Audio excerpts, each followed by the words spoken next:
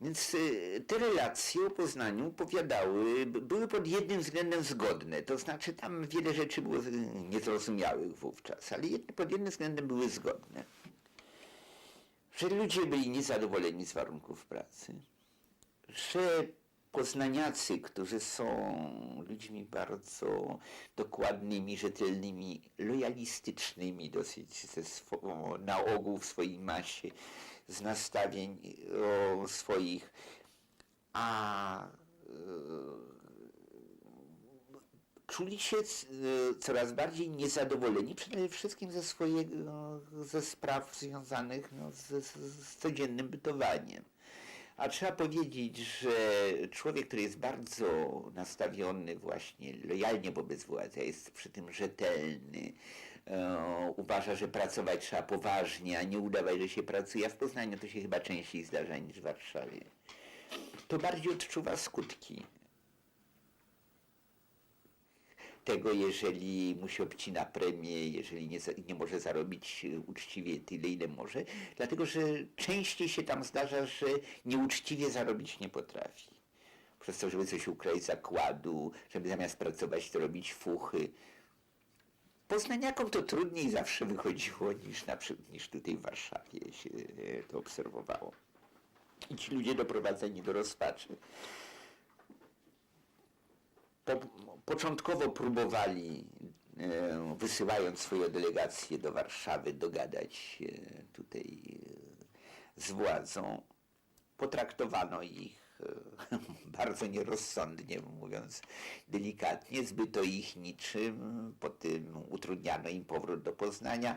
Wtedy były informacje, że w ogóle coś strasznego ich spotkało, prawda, no ale to okazało się przesadne. No, w każdym razie Cegielski zastrajkował, poparły go właściwie, poparł go zakłady Cegielskiego, strajk zakładu Cegielskiego poparł cały Poznań. Masy ludzi wyszły na ulicę, zaczęto natychmiast z miejsca rozbrajać spotykanych z bronią milicjantów. Młodzi ludzie, którzy wiedzieli, że tam powiedzmy sobie jest ze względów na szkolenie wojskowe, że tam gdzieś jest parę karabinów czy coś, to od razu wyłamywano drzwi. I po pewnym czasie,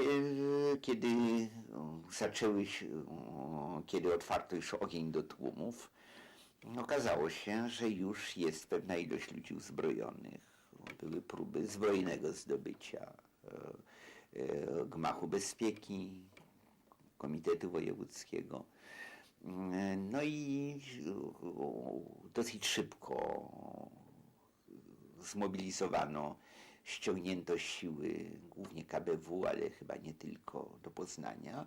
No i po prostu siłą tutaj stłumiono to, co już przybierało już formę zbrojnego powstania. Prasa od razu zaczęła pisać właśnie tak, zupełnie według tego samego schematu, który znaliśmy z wypadków berlińskich. O tym, jak to agenci przyjechali, którzy to agenci tamto i owo zrobili, no ale to już mogło trafić już do najbardziej głupich tylko. Całe miasto nie wychodzi na ulicę, prawda? Dlatego, że przyjechało nawet 100 agentów. Więc to było wiadomo, to nawet najgłupszy człowiek wiedział, że to jest jakaś bzdura. To tak z Poznania.